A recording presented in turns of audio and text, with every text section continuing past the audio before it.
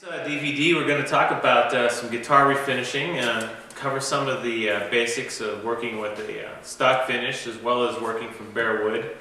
And then we're going to talk about making repairs on the bodies and what you might need to do as far as working with natural woods, how you can enhance the figure in these woods and such. I've been building guitars since high school. I started off in wood shop back at Harbor Creek High in about 1980, and I was fortunate enough at that point in time to have a woodshop teacher who would let me do just about whatever I wanted to do, and I wanted to build guitars. At that time, my finishing skills were terrible, and working with old materials like nitrocellulose lacquer and stuff were a big drawback at the time. And nowadays, most of the finishing you see on electric guitars is polyester, and it's a lot easier to work with, and it builds a very stable foundation underneath your color so that you don't have a lot of shrink back, which you see typically in a lot of older instruments before this new chemical technology came along. Okay, we got this typical beater Strat style body here. This one's been around for a little while. It's had some belt buckle marks on it and stuff, and a lot of people will think they have to take this down to bare wood to make a really nice finish on it. And in actuality, you've got a great foundation there before you, especially with a lot of the major manufacturers today having used polyester for their foundation coat or their primer, which really is about the best pore filling material that I've used.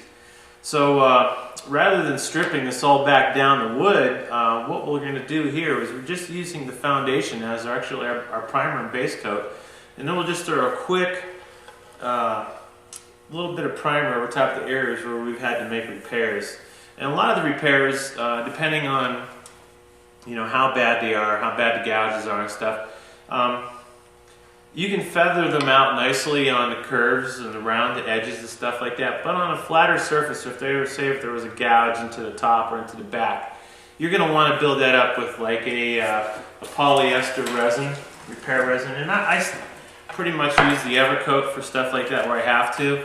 Or you can actually take the polyester that we'll be using for a filler and drop it in with a brush after it's been catalyzed. But this will work fine as a sealer, which doesn't shrink back as far as a filler for the cracks or whatever voids you may have to fill. If there's a crack in the wood, chances are you're probably going to want to wick some super glue down in the crack, and that will help to bond that up a little bit if you can get some wood glue down in there. But super glue will usually do a pretty good job of filling cracks. But if it's a crack, you gotta wonder why that's crack, is there to begin with, and so you're probably gonna want to do a little bit more research and possibly have to make a bigger repair before you put a paint job on it. So here we go, going back to this guitar. We've got the neck pocket taped off, and that's pretty important with all this stuff. Anytime you're going to put any more additional material thickness on this, you want to make sure you protect this area, otherwise your neck isn't going to be able to bolt or fit back in. And I'll show you that with these next two bodies. So this one here we've got sanded down with 320. Everything was feathered out, filled where necessary. You can see we've gone through and scotch brighted where we need to, and here we're going to hit this too. But this is ready for a quick coat of primer, and then we're going to put a top coat on it. The next way to go about it, and oftentimes most airbrush artists are approached in this fashion, where a guy will come in and he's got a pretty decent guitar, it's in pretty decent shape, and he wants to have some artwork added to it. Now in this case, it's not necessary to strip the guitar back down to bare wood again, unless the guy wants to get really crazy and spend his money frivolously. I think he'd rather spend it in some nice art on the guitar, so that's usually a quick way to talk them out of stripping their guitars. But for this guitar here, we have a polyester top coat. This is the polyester resins that we'll be working with when we do the two bodies here that we have in bare wood. Now for this type of guitar, this is real simple. All you have to do is just go in there and scotch bright it on the top surface if you want. If you feel the need to go all the way around with the clear, prep out all sides of the guitar. And once again, you're going to want to come in here, tape out your neck pocket area. Wet sanding on these guitars, I can only warn you about that. Thinking you might want to wet sand this for preparation. There's a couple areas you're going to want to be concerned with. One, most of these guitars underneath the neck are bare wood. And a lot of these guitars that have pick guards and other parts of the mechanicals of the guitar are actually screwed directly into the bare wood. As soon as you start to introduce water into those voids, you're going to get swelling that'll actually go in and swell up the wood from the backside and create a whole lot of grief for you. So I always suggest dry sanding. Get some really good dry sandpaper, 320, 400 for your base coat finishes.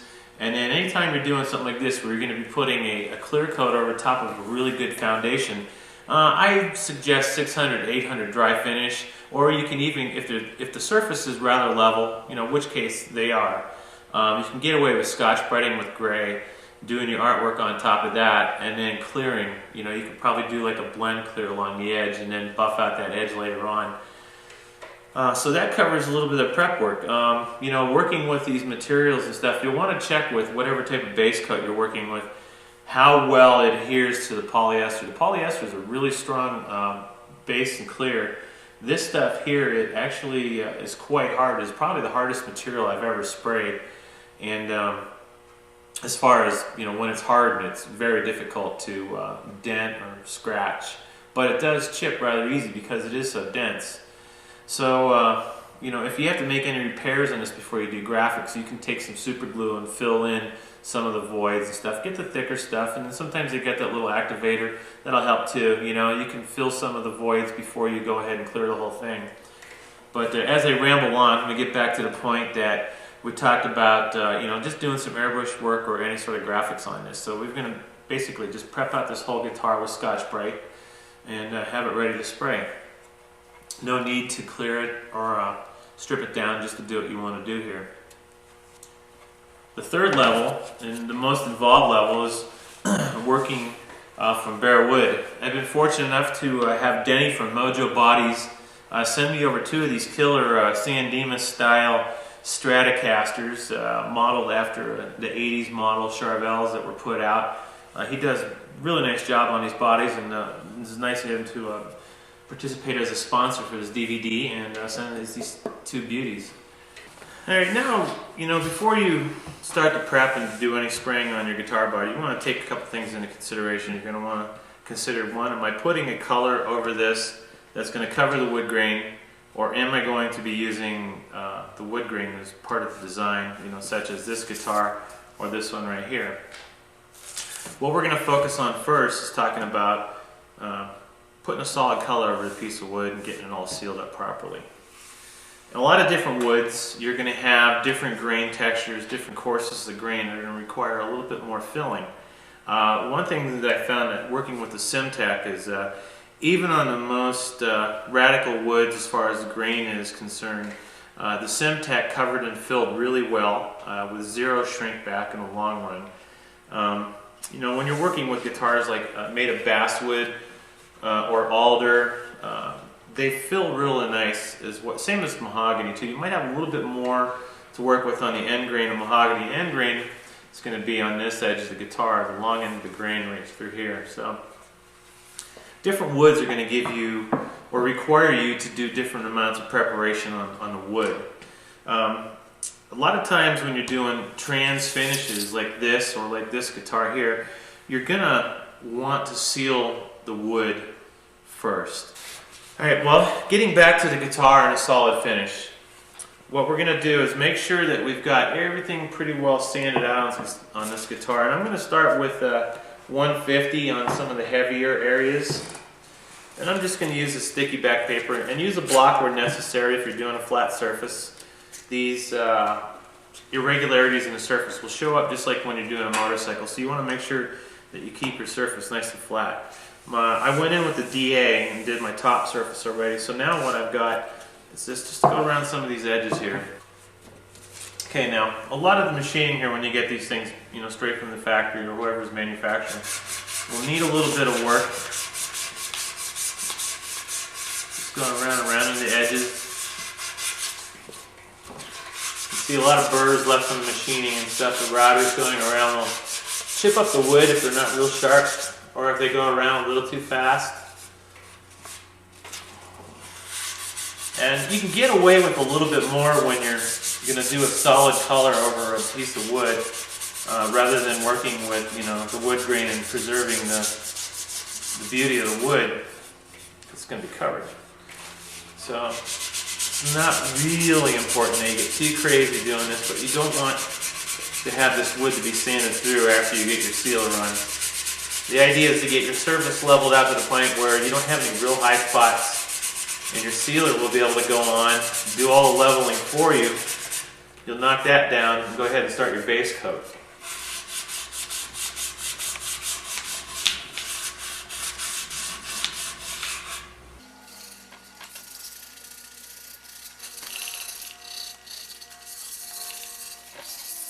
Alright, now that I've gone through with the 150, I'm now going to take the 320 grit and I'm going to go over some of that 150 that I just got done doing. I'm going to smooth that out just a little bit more too. Typically, you know, 320 is going to be about as fine as you need to go, even when you're going to be doing translucent or transparent finishes. 150 can leave little burrs and make it a little difficult for you.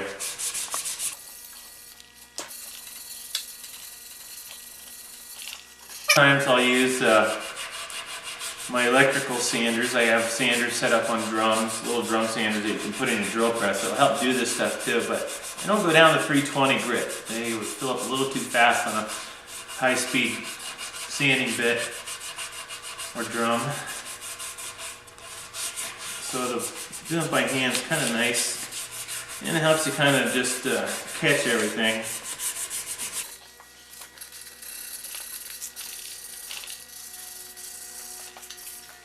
Alright, I got this sanded down, it's ready to go. Now we're going to take some tape, come in here and tape out our neck pocket. Okay, I'm just going to take the 2-inch and I'm going to leave just a little reveal around the edge of the neck. I'm going to leave that little reveal right there, and the reason we're going to do that is because after we've sprayed our clear, we don't want to risk any chipping along this edge and being able to see any of that. So I put this up here so after we get our materials built up on here, if we have to, we can take a razor blade across the top and you know, loosen up that tape. The Simtech polyester is pretty thick and can bridge that over pretty fast. And we're also going to wrap it around to the back side of the pocket. Now I'm going to just take the razor blade. And I'm just going to cut it off just like that.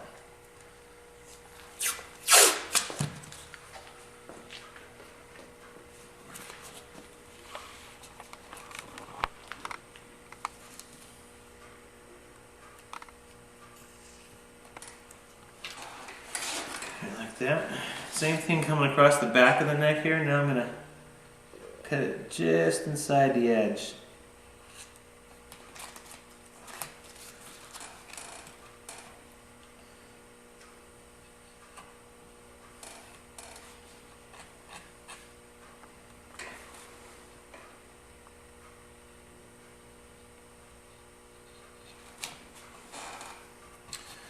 Alright, then we have to do this edge.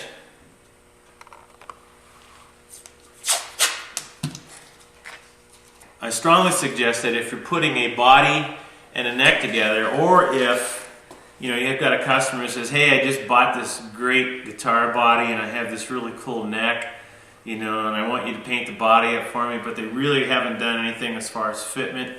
Make sure that they understand that the neck needs to be able to fit into the body. You know, take the time to fit it, because not all these things are cut and designed. I mean, they can vary by only a couple hundred thousandths of an inch and change the way they fit and create you a lot of problems when it comes to finishing these guitars. So make sure that, you know, if it's a guitar that wasn't built with the neck on it, you know, make sure that the neck that they're putting with it's going to fit before you spend all your time putting a paint job on it.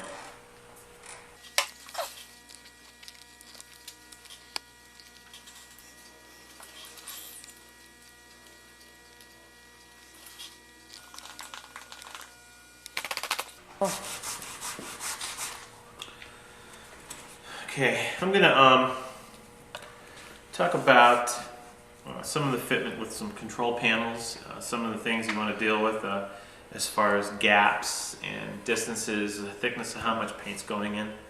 Anytime you got these recessed panels, that are designed to sit flush in the body, you're going to want to be cautious of how much material goes in there, and don't get any grand elaborate thoughts of trying to router out the paint, to get this to fit in here. Worst case scenario is you can end up having to trim these down, sand these down to fit inside this hole, and that doesn't always leave the most desirable look. So what you want to do is make sure that your sides are relatively clean of burrs and fuzzy wood end grain. Take the 320, I'm just going to come in and clean up a little bit some of the areas that are having problems. Just enough. Then I'm going to tape.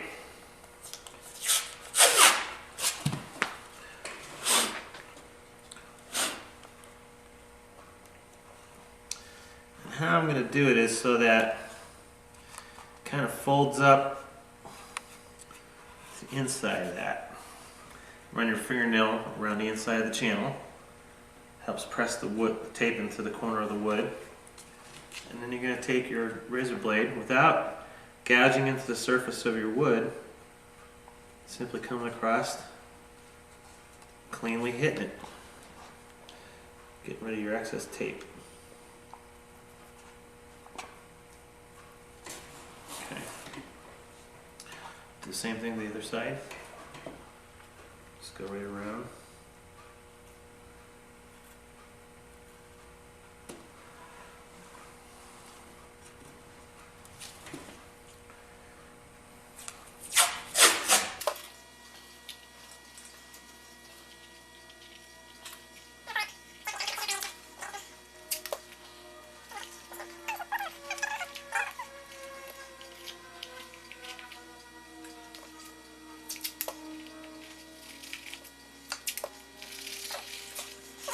Okay, another thing to take into consideration on particular guitars or different styles of guitars you're going to have a tremolo system. A lot of them will have two-post bridge setup where the bridge will actually pivot off these two posts, and these are bushings that are going to go down in here. And it's a good idea to help keep some of that buildup out of there. So what I do is I just kind of roll up a bunch of tape. And I still need to roll a little more on it. I make these like little plugs out of tape. One of the things I also do is you can get rubber hosing, different diameters, and just put them down in there. Cut the hose works really good if you're doing a lot of this stuff. I'm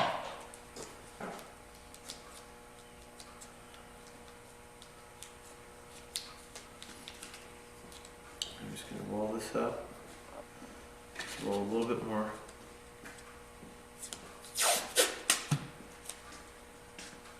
Stop.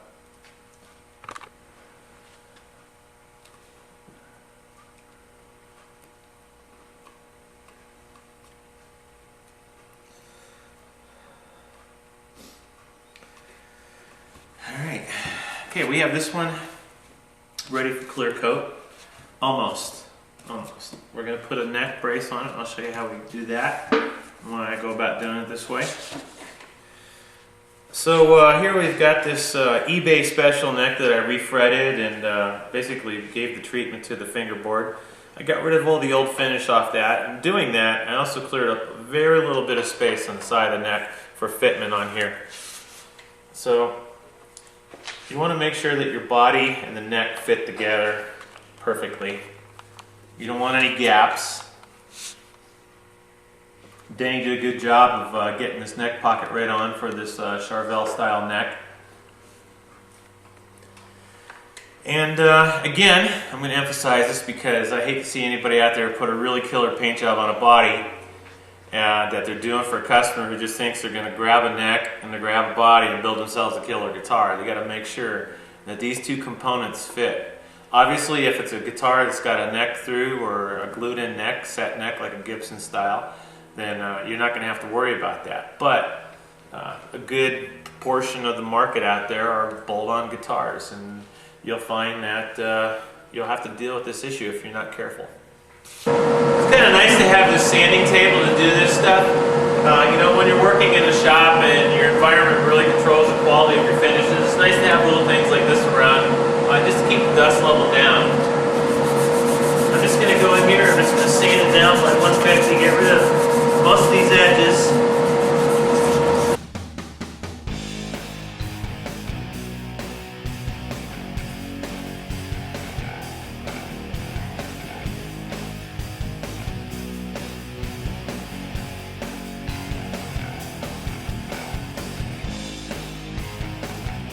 Okay, we've got the bodies all prepped out, neck pockets and all the access panels taped off, as well as the tremolo post holes. And what I'm going to do now is I'm going to attach basically a handling stick to the body. And how we do that is with two little wood screws. You want to make sure that the wood screws aren't too long that you're going to end up screwing through the back of the wood here. But they're small enough that with basswood you don't need a pilot hole. But if you were going to do with like ash or something, I might suggest putting a little bit of a pilot hole.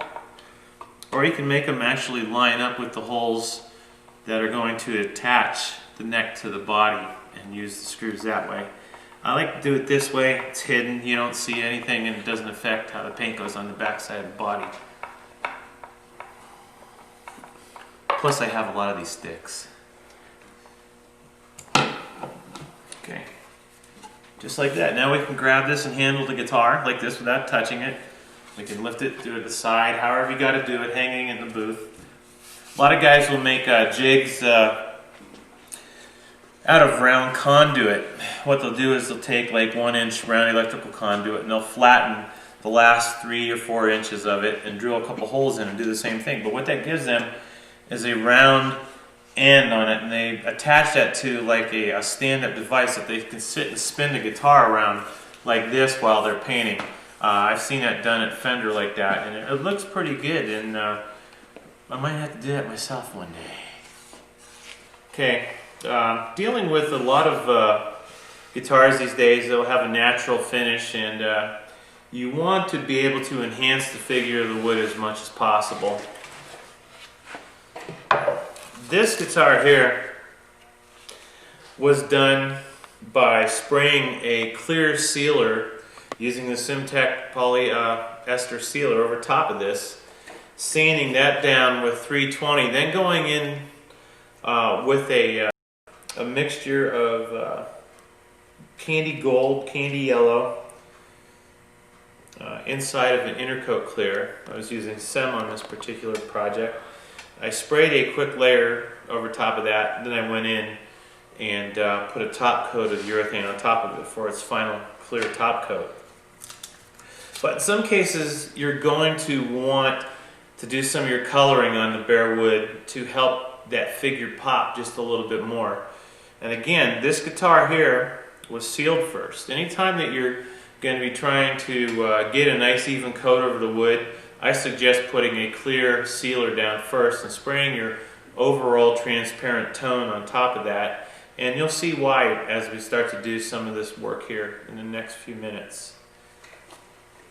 This guitar was done with a little bit of a cocktail mixture on the outside, and also to enhance the grain and the figure in the wood. I actually mixed a little bit of root beer candy with some candy green to create a really off, dark kind of brown. What I was going for was to match the coloration in the Coca-Cola fingerboard on this guitar. So what we did was we take this darker stained mixture, and we're going to be showing you that here in a little bit, but actually use that to enhance the grain of the wood before I put my sealer down. After you get that grain to pop and sand it back, so what it does is it leaves that color just in the deepest areas of the grain, helps to give it more of a three-dimensional look. Then you want to go ahead and put your clear sealer over top of that. And we're going to show you now how to take some of this wood, some of this figured wood, and make it pop. Now, if this was an actual guitar body, the wood had been split in half and book matched. And what that does is it kind of butterflies the grain, gives you a symmetrical balance from left side to right side. And typically at the point when you get this stuff from the manufacturer, it's going to be run through a rotary or a drum sanding machine that will give you a pretty good surface. In this case, I'm starting with a blank piece of wood just to show you guys for the effect, but I'm going to take it with 150 and I'm going to start with my DA. I'm just going to level this out.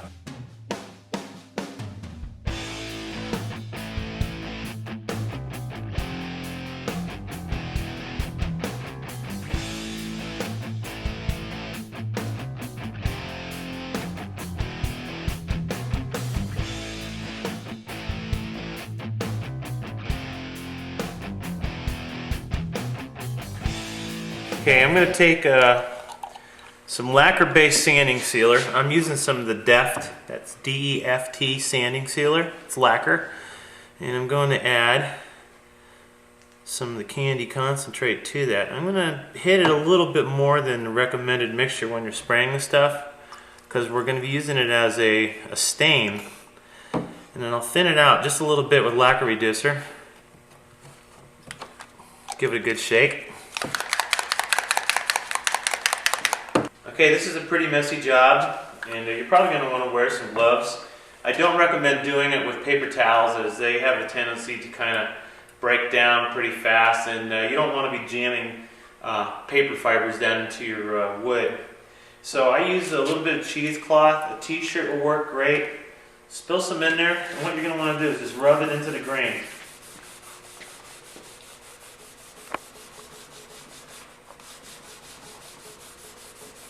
You want to take off the excess.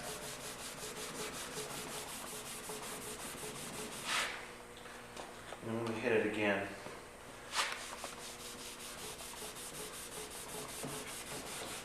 You begin to see how it starts to bring out the unique characteristics of the wood. Okay, it's really stinky stuff.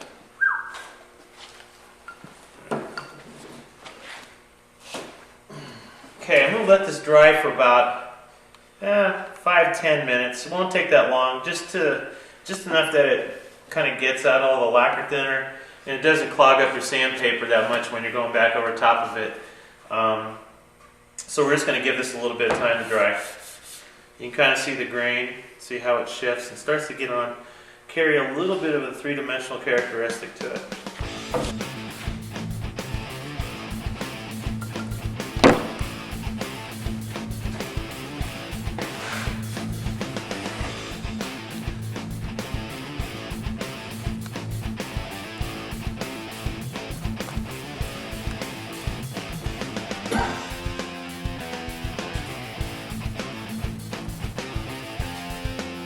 Now that we've got the preliminary stain and the figure dye down, we're going to take some 220 on the DA, and what we're going to do is we're going to go over this and we're going to leave the dark grain effect down. If you're working with a particular style, a lot of woods will have a linear grain to them. You're going to want to make sure that if you're doing this stuff by hand, you're going to want to work with the grain. You don't want to go across grain. But if you're not doing it with DA, this is how you're going to do it by hand. And you can see how it's actually raised the grain of the wood by putting on that stain.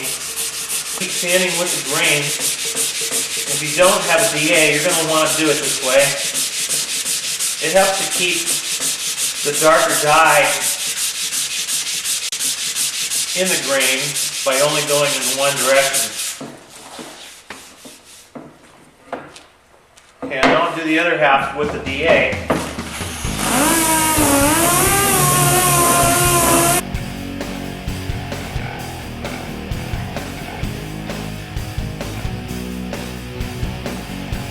Between the two, you can see the difference that the DA is a little bit more aggressive. By doing it by hand, you're able to control the pop of the figure just a little bit more.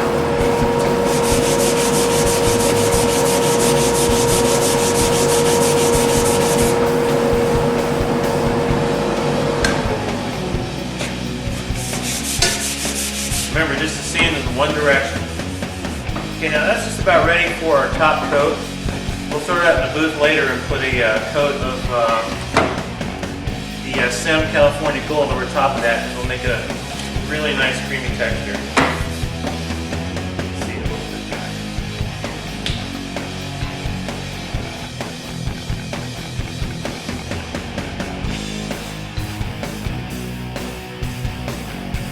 Now that you've got your wood sanded down with 320, you're going to want to put a sealer coat on. What I use is the SimTech Press Tech Coatings as a sealer, and the model number, product number, is the 28X50 Easy Sanding Sealer. It's a very aggressive sealer. This stuff is a lot like spraying fiberglass resin in that it doesn't shrink up once it sets up, and it goes off in your gun pretty fast. So you want to make sure that you apply this stuff with the proper ratio of catalyst to this, which is only 10 milliliters of this to 16 ounces of the sealer. So here we've got this piece that I've just got done sealing, and you can see I've taped off crucial places like the Floyd Rose stud holes, stuff like that on a 2-pivot bridge. You want to keep the buildup out of that so it doesn't crack the finish when you put the barrel insert down inside. Another thing to be taping off is the inside of the cavity here. Trying not to get too much paint buildup, because the application when you're sealing the wood is much heavier than you'll be putting on when you're doing the final top coating of this. So we'll be putting the clear coat and stuff in here after we get done doing our sealer. But for now, just to avoid the runs, which will happen when you're trying to fill end grain, to avoid that and keep that from building up in this area, I'd come in here and I tape it off into this edge.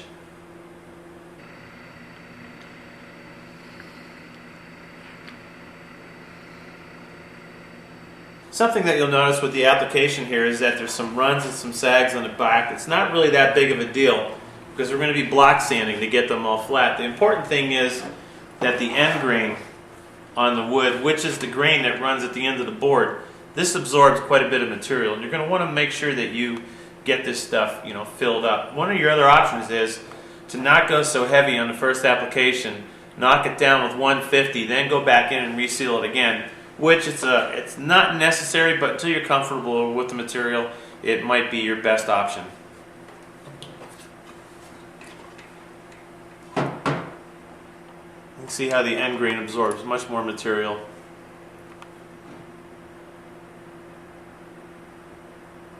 When you're doing more elaborate guitars, stuff that may be carved and stuff like that, it's still important to get your final sanding down to 320.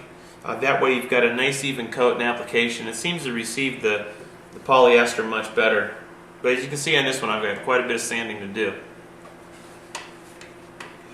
Again, we've taped off the back cavities. We also taped off the battery compartment for the active pickups. Starting to knock down the top coat here, or the sealer coat, what you're going to want to start with is like 80 grit.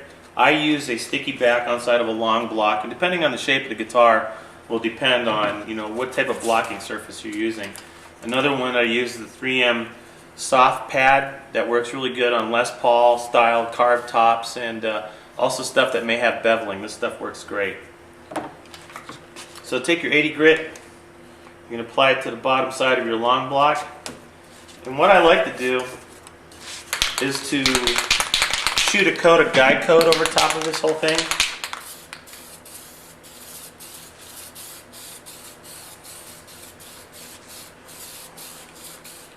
Let that set for a minute, but this will give me an idea of where I'm at with my sanding. Now at this point, if you do go through the sealer coat, you can spray a little bit on, or you can take some automotive primer and dust some areas in. It's just tough to mix a small amount of this and get it just right and spray it. So sometimes, depending on what color it is going to be, if it's going to be a solid coat where you're going to paint the complete surface with an opaque color, then go ahead and use an automotive primer just to spot it in. If not, and you're going to use a transparent coat, then you're going to want to mix up some more of the sealer coat and put that down over top of your surface. So this is all dry. We're going to go ahead and start sanding away.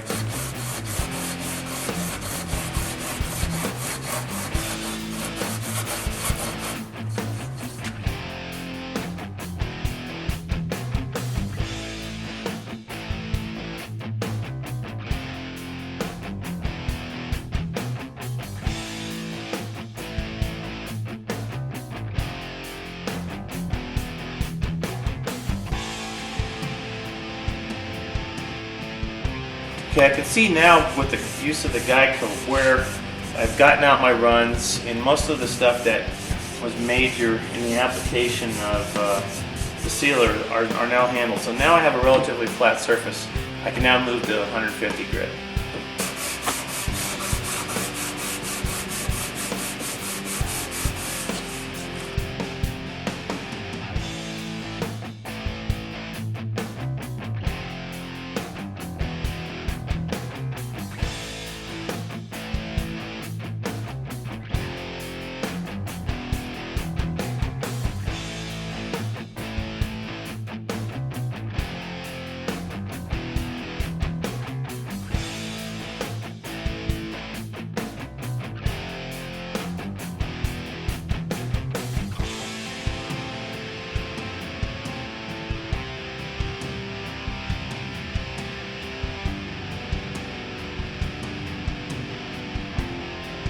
Now that I've gone over this with 150 grit, it's blocked down, it's pretty flat. I'm going to save the 320 for the very end. I'm going to go around and get the rest of the whole guitar with 150 grit, make sure it's all smooth.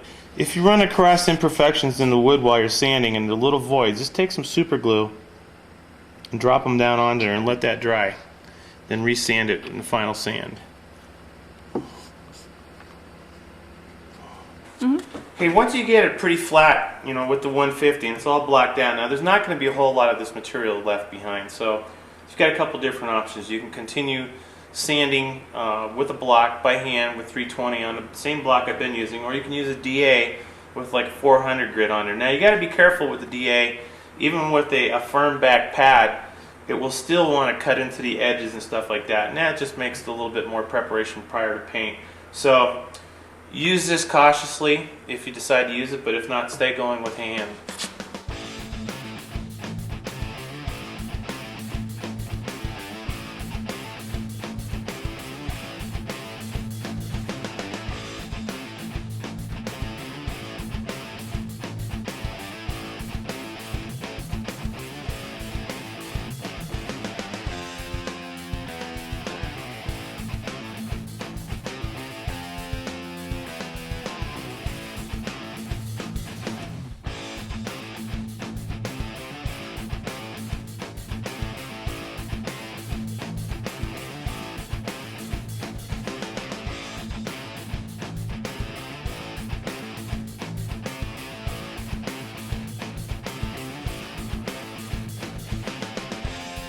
Here we've got one fully sanded with the 320. We're ready for paint. You'll see this little spot right here that I sanded through just a little too far. It's just to the point where I just caught it, just barely hit the wood. Now we'll probably be okay to put base coat over top of that. Since I'm using an opaque color, it probably won't show, but if I was using like a silver or something, a metallic base in there, I would probably touch that up and sand it down again, just so I don't have any effect to that. But for the color I'm using on this guitar, you're not going to see it, and like I said, some of this stuff will penetrate the first couple, microns of the wood and actually solidify it. So you're still going to be pretty stable, but if you go down much deeper than that, you're probably going to want to seal it. So this is all ready for paint. And I'm going to tape off my post holes again before I do that, and I'm going to tape out your neck pocket. Make sure you got this all taped out really well. We're ready for base. Okay, now that I've got the body ready for paint, it's all prepped out to 320, I'm going to take the pickup ring and the pickup that I'm going to be painting and prepare that. Now all I do is simply take a red Scotch-Brite, go over the whole thing really well, scuff it up. Another thing is, like if you're working with like an EMG or a pickup cover that has maybe the manufacturer's name somewhat silk screened or embossed on there, I go ahead and sand that down at 320 just so you don't see it when it's all done. And then just continue Scotch-Briting. And then right when we're ready to go into the booth, I'm going to take some 39863 plastic adhesion promoter made by Sim. I'm going to spray the pieces, let that dry before I base coat.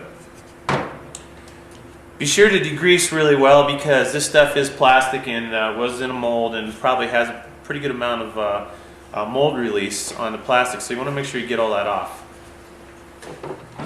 Okay, here we have just a factory finish on a guitar, and we're preparing to put some vinyl graphics on top of this, actually vinyl mask to generate the graphic that we're going to be spraying over the top of the mask.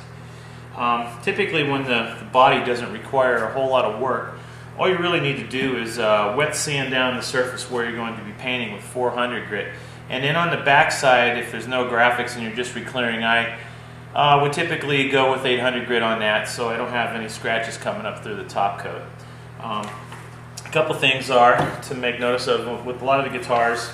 The neck pocket area, you want to make sure you have this taped off really well so that you don't get a whole lot of paint buildup. Otherwise you may have problems with the fitment of the neck afterwards.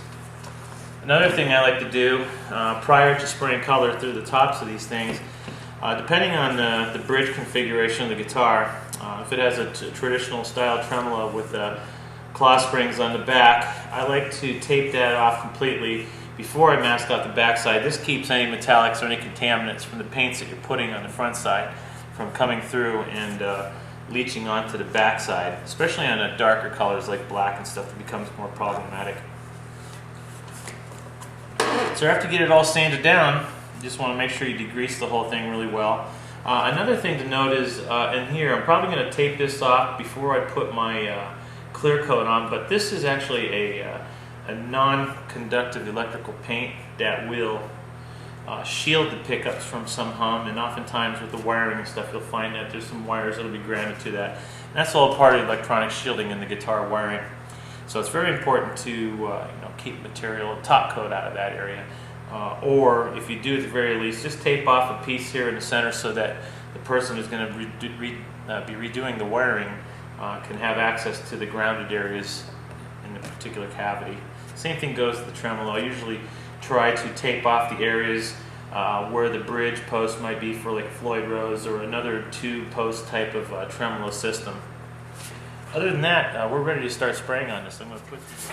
When I'm spraying plastic pieces like pick guards, EMG pickups, and also plastic covers that are for non-active pickups, I like to use the SEM 39863.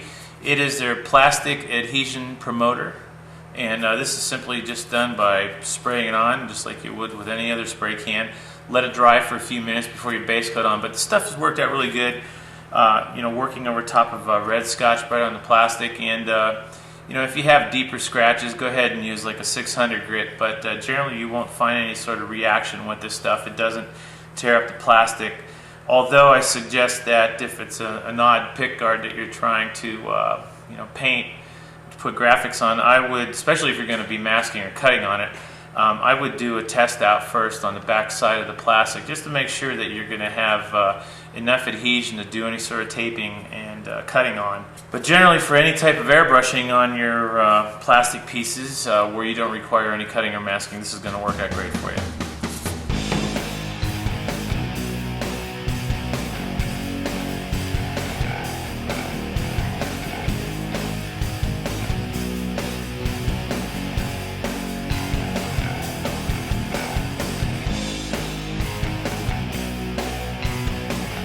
And now we've got just a stock fender body, and this one had a little bit of surface damage on it throughout the years. So what you want to do when you get a guitar like this, generally if the damage isn't down to the wood and it's just superficial, you can sand down to the sealer coats. And a lot of different companies will use different types of primers. Some will use a white foundation with a clear sealer underneath that. So generally you just want to kind of get down to those areas where the finish actually is sealed on the wood, and just enough to take your dents out. And you don't want to do that with a block. You don't want to sand in finger grooves while you're working on it. So this one here is pretty much ready to go, ready for base coat, and I'm just going to go ahead and spray my base right over top of this.